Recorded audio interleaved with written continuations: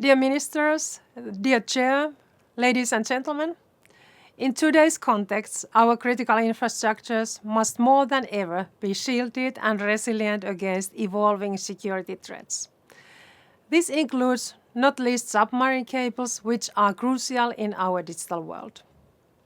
More than 95% of global data traffic flows through them.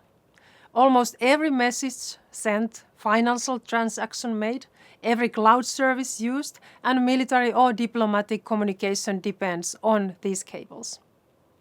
For Europe, this means that submarine cable resilience is a strategic security priority. In recent years, the number of disruptions of submarine cables have increased in the EU, particularly in the Baltic region, and the pattern observed suggests that these critical infrastructures may be the target of hostile acts. This is why the European Union has stepped up its action. Over the past year, we have made submarine cable security a core element of our critical infrastructure protection. Central to this effort is the EU Action Plan of Cable Security, which marks a decisive shift from awareness to action. It is the basis of a coherent European approach, one that recognizes that physical, cyber, and geopolitical risks are now deeply interconnected. Let me be clear. Europe remains open, connected, and committed to global digital cooperation. But we will also be fully awake. We will be a steadfast protector of European digital infrastructure and ensure that no one can turn our openness against us. Through the CEF Digital Programme, we already strengthened the security and resilience of EU submarine cables. We are financing over 600 million to support more than 70 projects related to critical backbone infrastructures. We are also planning to launch, on a pilot basis, a CEF digital funding call aimed at strengthening our repair capacities of submarine cables.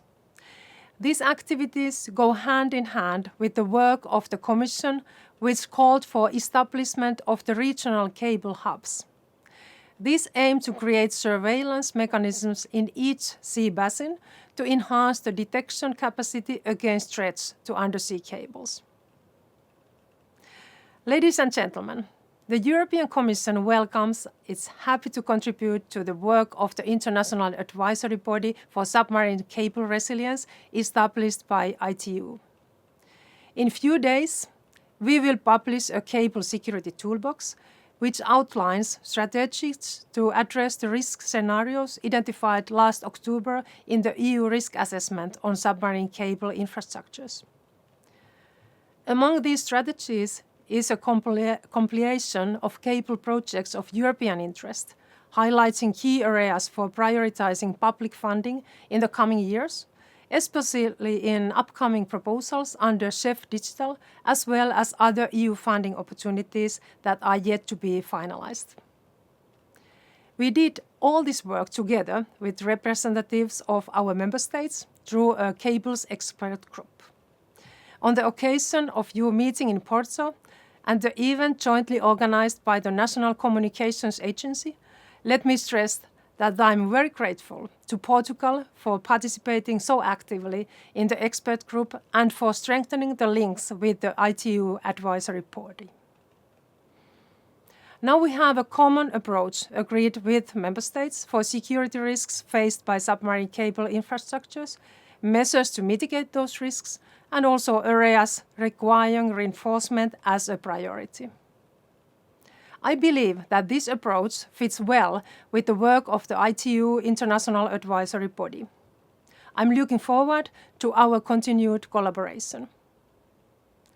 Dear Ministers, ladies and gentlemen, I wish you a very successful summit.